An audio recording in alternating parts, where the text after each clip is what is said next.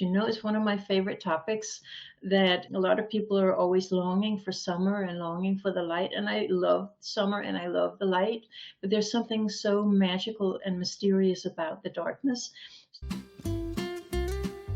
Welcome to the Stories Cafe podcast, the espresso version of Stories Cafe, offering quick, enriching moments of reflection on literature, cinema, archetypes, philosophy, and the art of living deliberately. Just like a perfectly crafted espresso at a Parisian cafe, each episode is a brief pause for you to submerge yourself in something invigorating and fulfilling. I'm Annette Wernblad, course creator, internationally published author, and wanderer at heart. So cozy up as we explore the powerful world of stories, how they shape our lives, and teach us the art of living deliberately.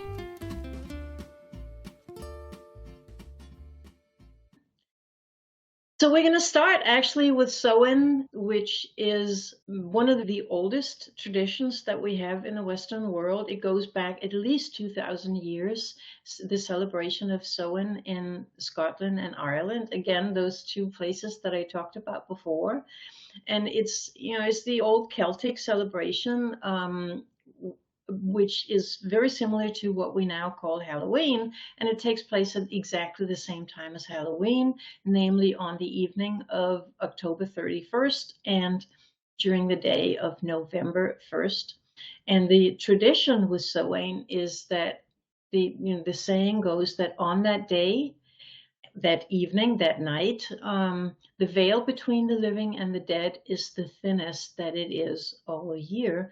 And it is, of course, a celebration, just as we talked about at our special autumn equinox talk. It is a sort of a similar idea that we're celebrating harvest and we're celebrating the magic of the darkness. You know, it's one of my favorite topics that a lot of people are always longing for summer and longing for the light. And I love summer and I love the light, but there's something so magical and mysterious about the darkness.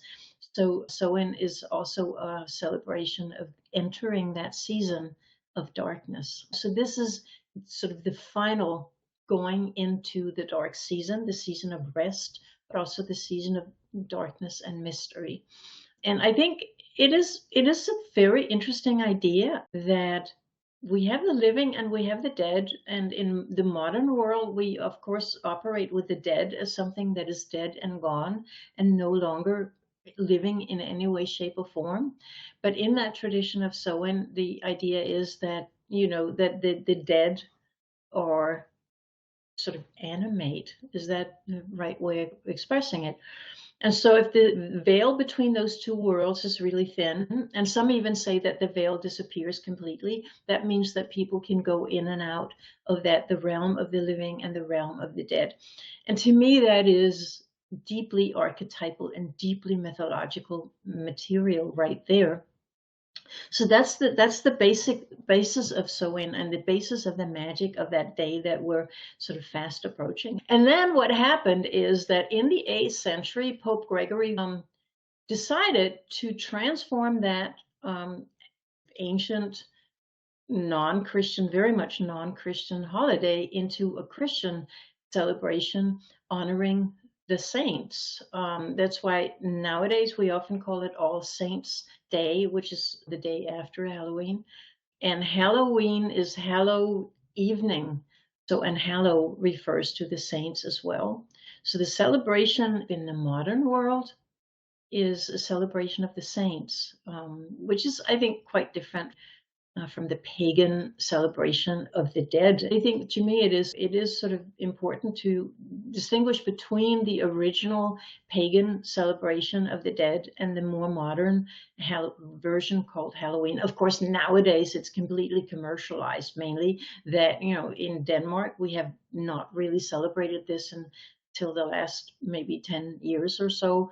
And so kids are running around trick or treating, and they don't even have a Danish word for it in Denmark. I don't know where the rest of you are if you celebrate Halloween, but it always seems so strange to me to celebrate something, whether for adults or children, without knowing so what is the deepest reason why we're doing it. It's not just about spooky things and dressing up. It's about imagining that veil between the living and the dead as something that's thin or even disappeared. And that, apart from being deeply mythological, is of course also a deeply Gothic way of looking at things. Thank you so much for joining me. I hope you enjoyed your espresso break and learned something new. If you're eager to dive deeper into the world of stories and ideas, be sure to hit the follow button in Spotify or the plus button in Apple Podcasts so that you get each new episode straight to your podcast app. You can also visit us at Stories Cafe. Just go to stories-cafe.com. There you can explore free content for a taste of what we offer, or if you're ready for more, a paid membership unlocks in-depth discussions, full access to our archives, and a vibrant community of fellow story enthusiasts. I am so thrilled to have you here, and I look forward to welcoming you back to the Stories Cafe soon.